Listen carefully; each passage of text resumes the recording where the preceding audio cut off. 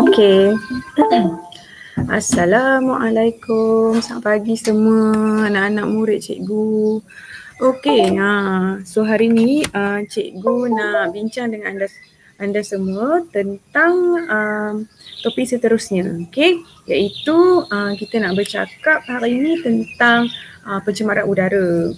Macam sebelum ni kita dah belajar apa yang terkandung dalam udara, okey, apa yang menyebabkan keseimbangan semua gas tu terjaga, dan juga apa kepentingan gas tu tadi. Dan selain pada tu untuk kelas yang sebelum ni pun kita dah belajar tentang bagaimana pembakaran terjadi dan cara untuk mengelakkannya. Okey, so sekarang ni kita nak bincang tentang pencemaran udara lah. So memang pencemaran udara ni orang kata dah jadi satu masalah yang sekian lamanya lah. Okey, sebab ramai lagi orang yang masih tak sedar dan masih lagi tak mengambil berat lah tentang masalah ni. Okay, so kita tengok hari ni apa yang kita nak belajar. So yang pertama sekali kita nak belajar, kita mesti boleh mentakrifkan. Maksudnya anda mesti tahu apa yang dikatakan sebagai pencemaran udara dan juga apa bahan-bahan yang menyebabkan udara itu tercemar. Okay. And then seterusnya kita boleh berkomunikasi tentang bahan pencemar udara serta apa punca. Apa punca yang menyebabkan bahan pencemar udara ni terjadi. And then kita boleh mewajarkan langkah untuk mencegah dan mengawal pencemaran udara ni, dan hopefully dengan itu kita boleh selesaikan masalah kesan buruk akibat pencemaran udara. Okay, so hari ni cikgu akan bincangkan 3 item ni dulu. Untuk item yang keempat, cikgu akan beritahu selepas ni. Okay, jom kita tengok. Nampak bumi marah kan? Alright. So ini adalah bahan pencemar dan apa yang menyebabkan adanya bahan pencemar tu.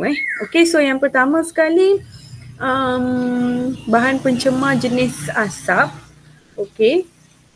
jelaga, habuk, karbon monoksida, sulfur dioksida, nitrogen dioksida dan plumbum. Kalau korang dengar sangat banyak sida ni, sebenarnya dia tak ada apalah, dia nama gas je. Tapi gas tu gas beracun. Ni gas beracun. Okay.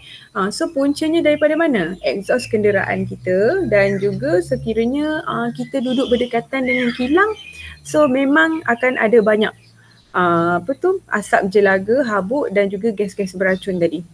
Okay, so datangnya daripada kita punya exhaust kenderaan dan juga kilang.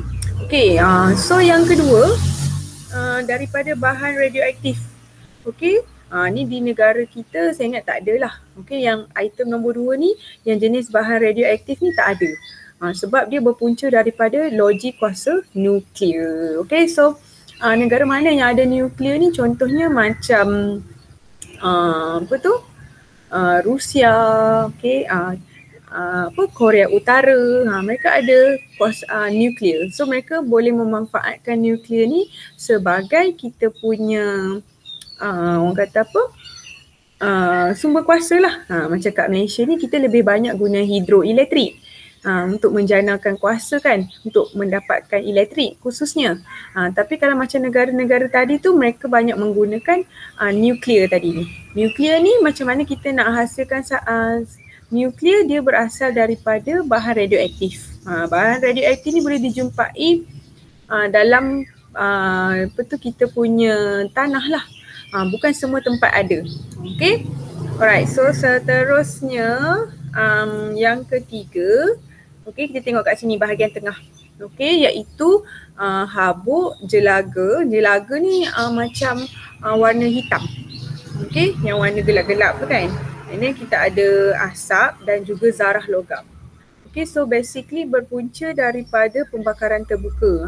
So kalau naik basikal kan, tapi sekarang kita dah tak boleh keluar kan. Kalau anda ternampak, kalau boleh lah kan, kalau ahli keluarga kita nak menjalankan pembakaran terbuka ni, dinasihatkan janganlah, sebab Inilah dia boleh menyumbang kepada bertambahnya peratusan habuk dan juga jelaga. So kalau boleh fikirkan alternatif yang lain bagaimana kita nak dispose kita punya sampah. Okay, other than pembakaran. Okay, and then asap rokok. Asap rokok pun tak baik lah, especially untuk kesihatan kita. So dalam rokok tu rupanya mengandungi jelaga dan juga zarah logam tadi. Okay, and then dan juga kebakaran hutan. So kalau dulu ni I think 3 tahun lepas Indonesia dekat Aceh kot kalau tak salah ke Sumatera Sumatera kot berlakunya kebakaran yang teruk dan sehingga menyebabkan kita punya negeri ni dilanda jerebu sebab kebakaran hutan. Nampak? So kebakaran hutan akan menyebabkan pencemaran udara. Bukan saja diri kita tapi menyebabkan orang lain pun terkesan juga. Okay. Alright, seterusnya itu yang ketiga. Okay, tengok yang di bawah sikit. Okay, yang keempat, bahan pencemar seperti semburan pestisid dan juga baja kimia. So biasanya ini disebabkan oleh aktiviti pertanian dan juga perladangan. Okey, nak habang sikit lah. Kalau bahan semburan pestisid, kalau makanan atau sayur-sayuran lah biasanya kita selalu beli kan. Okey, dan juga buah-buahan. Kalau disembur dengan pestisid ni, orang kata dia punya nutrisi dengan yang kita gunakan baja organik. Apa contoh baja organik ni? Contoh dia guna baja teh ayam. Memang dia tak akan gunakan alat benda-benda kimia ni. Kimia berbahaya. Dia masih gunakan bahan kimia tapi dia guna bahan kimia yang baik. Maknanya bagus untuk tumbuhan tersebut. So bila apa jadi kalau kita makan sayuran dan juga buah-buahan yang disembur dengan pestisid ataupun baja kimia ni. Sebab itulah sekarang ni kita tengok ramai sangat orang yang kena penyakit seperti kanser, penyakit berbahaya. Sebab puncanya yang pertama adalah daripada makanan kan. Kita mesti rasa marah. Kenapa petani mesti nak kena sembur dengan pestisid ataupun baja kimia ni? Awak kena ingat, ini pun orang kata psikologi lah sebab baja pestisid ataupun baja kimia ni dia lebih murah berbanding baja organik. Sebab tu dia menyebabkan petani untuk jimatkan kos, so dia gunalah pestisid ni. So kesan dia pada pengguna. So kita sebagai pengguna ni kita kena bijak lah. Okay, kalau boleh tanam sendiri lagi bagus. Alright. Okay, so itu yang keempat. Okay, untuk kelima ni kita pergi tepi dia sikit.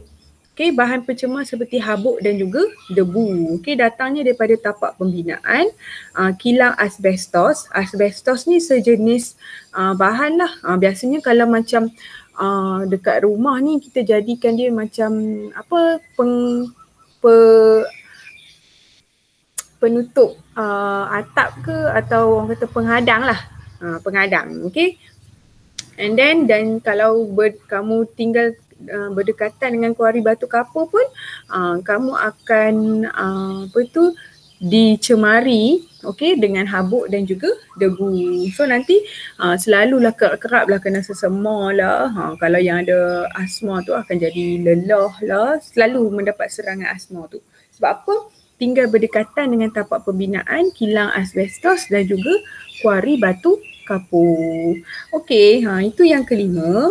And then punca bahan pencemar yang seterusnya, yang terakhir iaitu datang daripada CFC. CFC ni adalah singkatan untuk satu sebatang kimia yang bernama chlorofluorokarbon. Okey, mana kita nak dapat CFC ni? Sekarang ni kalau anda pergi buat survey pun saja-saja kan, naik basikal, tapi tak tahulah, janganlah buat kan, saya kena pula.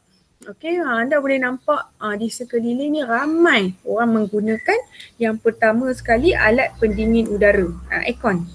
Okey, so aircon ni mengandungi apa? Mengandungi CFC tadi. Okey. Lepas tu kejap Okey, mengandungi CFC, okey, adanya peti sejuk, semua rumah ada sekarang. Okey, untuk boleh kata CFC ni sebagai kita punya ejen penyejuk. Okay, and then kita ada semburan aerosol dan juga asalnya daripada kilang elektronik. So macam kita ni duduk dekat area Bayan lepas ni, memanglah zon, orang kata apa, zon perkilangan lah kan. So kita juga berisiko tinggi untuk terdedah kepada bahan pencemar iaitu CFC tadi. Okay, sebab kita ada banyak kilang elektronik. Okay, so itu adalah kita punya apa? Kita punya ni lah punca dan apa bahan pencemar yang terkandung di dalam bahan-bahan tersebut. Okey, yang menyebabkan pencemaran. Okey. Ya. Mami nak tengok TV ni.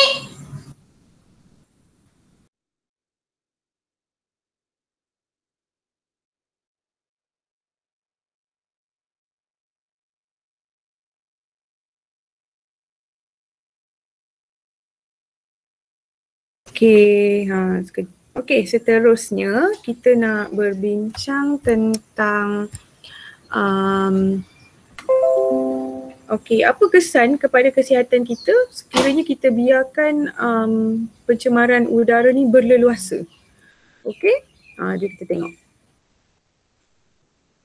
So yang pertama, pencemaran udara ni memang akan mengganggu kesihatan manusia lah, iaitu kita.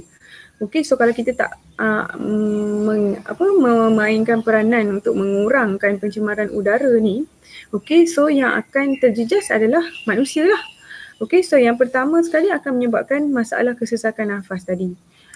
Okey, and then menyebabkan penyakit berkaitan dengan salur pernafasan. Sebab apa? Sebab kalau udara kita mengandungi gas-gas beracun tadi, so macam mana kita nak mendapatkan kesihatan yang optimum kan? Right. Lepas tu karbon monoksida, kalau selalu kerap sakit kepala ni, mungkin dia terdedah kepada karbon monoksida. Karbon monoksida ni dia mai daripada kita punya exhaust. Exhaust kenderaan tadi. Okay, so kalau kerap-kerap sangat terdedah kepada bahan seperti ini, so kita akan selalu sakit kepala lah. Kalau wanita mengandung pula, anaknya akan mengalami kerencatan akal. Risiko untuk mengalami kerencatan akal, dan akhir sekali yang kita selalu tengok kan, berhenti tepi highway, lepas tu pasang aircon, tak buka dia punya tingkap, okay? Dan tiba-tiba bila orang jumpa dah meninggal dunia. Sebab apa? Sebab mengalami keracunan karbon monoksida yang datang daripada gas daripada exhaust tu, dia masuk balik ke dalam bahagian kereta dan dihidu oleh penumpang, maka matilah. Okay? Alright, so seterusnya adalah asbestos tadi. Saya kata yang boleh dijadikan sebagai pengadang kita punya bumbung kan. Okey, menyebabkan kanser paru-paru. Okey, zarah plumbum tadi juga datang daripada kenderaan. Okey. Dekatan dengan ibu mengandung ni boleh menyebab ada risiko anaknya akan mengalami kerencatan akal dan pada kanak-kanak dan juga bayi lah. Okay, so itu adalah kesan pencemaran pertama kepada manusia. Okay, seterusnya kita tengok kepada bangunan dan infrastruktur. Okay, so bila udara ni yang tercemar ni dia akan naik ke atas, okay, sebagai wap udara kan, wap air, ataupun sebagai gas lah, okay, dia akan naik ke atas sebagai gas. So bila dia naik ke atas sebagai gas, dia akan berkumpul menjadi awan. So awan, bila awan berkumpul banyak-banyak, akhirnya gas air yang turun tu adalah sebenarnya hujan asid. Sebab tu kalau kita naik motor contoh kan, tiba-tiba hujan datang, air yang kena dekat kulit tu kita akan rasa gatal, betul tak? So air itu adalah sebenarnya daripada hujan asid. Macam mana hujan boleh jadi asid? Sebab daripada pembebasan gas-gas beracun tadilah. Gas ni akan naik ke atas, okay, dan dia akan berubah menjadi awan. So awan tu balik, dia turun balik ke bumi kita sebagai hujan asid. So hujan asid buat apa? Dia akan mengakis struktur konkrit dan menjadi batu dan batu kapur dan menjadi batu kapur. Sorry, dia akan menghakis lah. Maknanya kalau dulu bangunan tu cantik kan, and then after few years asyik kena hujan asid je, bangunan tu pun akan terhakis. Okay, sama juga dengan batu kapur. Okay, dan hujan asid ni juga akan mempercepatkan pengaratan besi. Sebab apa dia mencepatkan pengaratan besi? Sebab dia menghakis. Ingat, bila kita guna barang besi, kita tak boleh sewenang-wenangnya menyebabkan barang tu kemik. Sebab kemik ni akan membuka ruang kepada pengaratan. Sebab tu kita kena jaga elok-elok. Kalau tak nanti pengaratan berlaku, rugilah. Okay? Alright, itu dari segi bangunan dan infrastruktur. Seterusnya adalah tumbuhan dan haiwan. Apa jadi? Hujan asid, okay, ni hujan asid turun, dia akan kena kepada tanah. Tanah pun akan menjadi berasid. So sesuai tak untuk tumbuhan, untuk hidup? Tak sesuai. Okay, sebab dia menyebabkan tanah berasid ni maknanya dia kurang subur. Bila kurang subur, jadi kita akan kurang lah kita punya what we call kita punya hasil tanaman. Okay, so affect diri kita balik. And then sumber air pun akan menjadi berasid. Air ni akan mengalir masuk ke dalam sungai contoh. Okay, ada ikan. Ikan saya lah ni. Okay, ikan. So ikan duduk dalam air. Air ni rupanya juga berasid. So hidupan laut pun akan mati. Okay, dan untuk pengetahuan kamu, asap dan jerebu ni juga akan mengurangkan cahaya sampai ke bumi. Betul tak? 2-3 tahun lepas kita mengalami jerebu yang teruk kan? Asap tu mai daripada Kalimantan, Sumatera. Betul tak? Apa jadi dekat kita punya, patutnya siang terang kan? Tapi disebabkan jerebu yang tebal tu, dia nampak seperti gelap sikit. So takut kan? Alright, so bila kurangkan cahaya, dia akan bagi kesan kepada kadar fotosintesis. Fotosintesis ni maknanya tumbuhan mempunyai kebolehan untuk membuat makanan sendiri. Bila kebolehan tu berkurang, bermakna dia akan memberi kesan kepada kandungan oksigen. Memberi kesan kepada kandungan oksigen kita. Oksigen persekitaran kita, sebab kita faham yang fotosintesis yang dijalankan oleh tumbuhan ni adalah untuk mengembalikan semua, menyeimbangkan kembali oksigen dalam persekitaran kita. Okay? Alright. Okay, last. Inilah sekarang punca kenapa ramai orang nak beli pendingin alat pendingin udara kan, beli aircon. Sebab apa tahu, bila pencemaran udara dia akan menyebabkan suhu meningkat. Nampak? Baby earth kita ni demam. Okay, sebab apa? Dia suhu meningkat. Suhu bumi meningkat. Okay, suhu bumi tinggi. Sebab apa? Yang pertama sekali asap daripada kilang, exhaust kenderaan. Okay, yang pertama sekali akan sebabkan jerebu. Dia akan diselubungi dengan debu-debu yang kotor. Lepas tu karbon dioksida yang berlebihan daripada pembakaran terbuka yang kita jalankan tu akan menyebabkan kesan rumah hijau. Kesan rumah hijau tadi tu lah. Dari segi kadar fotosintesis berkurangan. Okey, lepas tu tanah pun akan menjadi berasid. Okey. And then CFC. Ni lah tadi saya kata CFC. Dia akan menipiskan lapisan ozon. Okay, ozon ni penting tau untuk kita sebab dia membantu untuk filter UV, sinar UV yang bahaya untuk kulit kita. Kalau tak ada lapisan ozon, sinar matahari yang berbahaya tu akan terus masuk dan kena pada kulit kita dan kita ada chances untuk kena kanser kulit. Sebab tu pentingnya lapisan ozon. Tapi malangnya lapisan ozon ni semakin berkurangan sebab penggunaan klorofluorokarbon yang tinggi. Daripada mana contohnya? Daripada peti sejuk kita dan juga kita punya alat pendingin hawa.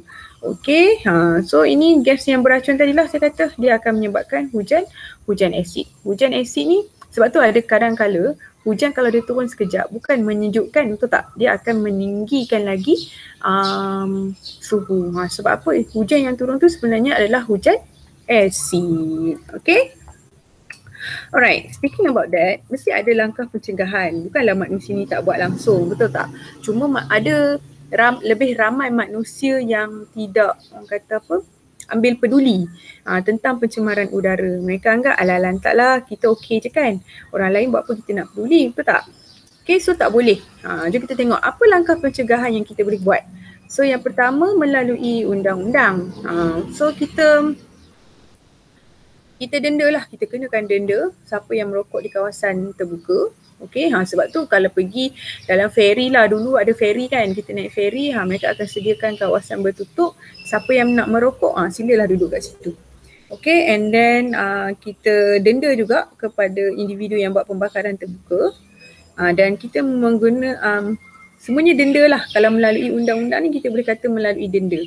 Okay, baru-baru ni famous kan, polis lah kan, JPJ duk tahan orang naik motor, check exhaust dia besar macam mana lah kan. You all tahulah benda tu. Okay, exhaustnya mengeluarkan asap berlebihan, so nanti dia kena saman. Sekarang benda tu terjadi dekat Malaysia lah. Alright, baguslah dari segi untuk mengurangkan pencemaran udara. Okay, dan kalau boleh kilang ni kita jangan benarkan bangun di sekitar kawasan perumahan, jauhkan daripada kawasan perumahan sebab nanti kita ada risiko untuk terkena keracunan karbon monoksida. Okay, alright, yang kedua melalui pendidikan. Saya lah berikan anda kesedaran yang udara ni adalah amat penting untuk kita dan kita mesti jaga elok-elok. Okay, so pendidikan di sekolah menekankan pencemaran udara. Okay, dan langkah-langkah mengawalnya. Okay, program kita punya disiplin. Siapa yang merokok, kita akan kenakan tindakan disiplin. Kawasan sekolah adalah larangan, tak boleh. Okay, and then kita galakkan pelajar untuk menunggang basikal. Kalau rumah dekat tu, jalanlah kaki. Okay, and then kalau boleh kita gunakan, kita berkongsi kereta dan juga menggunakan pengangkutan awam. Okay, so itu adalah langkah-langkah bagaimana melalui pendidikan kita boleh mendidik masyarakat setempat untuk sama-sama kurangkan pencemaran udara. Okay, ini melalui sains dan teknologi lah. Segala ahli sains, ahli teknologi, mereka akan bekerjasama supaya membantu untuk kita kurangkan pencemaran udara. Bagaimana caranya? So yang pertama melalui kenderaan hibrid. Kenderaan hibrid ni macam sekarang ni ada banyak kenderaan yang sudah berada di pasaran, iaitu dia menggunakan tenaga elektrik untuk bergerak. Okay, so dia dah tak gunakan minyak. Minyak ni ada tapi kegunaan lebih kepada elektrik. Dia kena charge macam kita punya handphone. Bateri kereta tu kita kena charge. Alright, and then kita ada teknologi peti sejuk yang menggunakan HCFC. Kita dah tak gunakan CFC dah. So dia lebih mesra alam sekitar udara lah. Okay, and then pemasangan penapis cerobong asap di kilang. Okay, maknanya dia ada filter lah.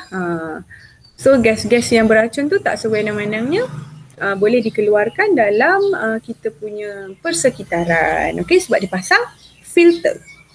Alright, and then kita boleh menggunakan penggunaan penukar bermangkin pada kenderaan bermotor. Okay, dan menggantikan kaedah penggunaan pestisid dengan kawalan biologi. Yang ni lah makna kata kita menggunakan kalau macam ada serangga yang makan kita punya sayur, kita cari apa pemangsa dia yang boleh makan serangga tadi tu. Maknanya kita tak akan gunakan racun lah, sebab racun ni bahaya. Okay, itulah maksud kawalan biologi. Maknanya kita cari pemangsa yang boleh kurangkan populasi serangga ataupun haiwan yang merosakkan tumbuhan kita. Okay, so sehingga itu sahaja perbincangan kita tentang pencemaran udara. Okay, alright, kejap. So nanti saya akan berikan tata cara bagaimana untuk kita sama-sama bantu untuk mengawal masalah pencemaran udara ni. Okey, so sehingga di situ sahaja. Assalamualaikum, terima kasih.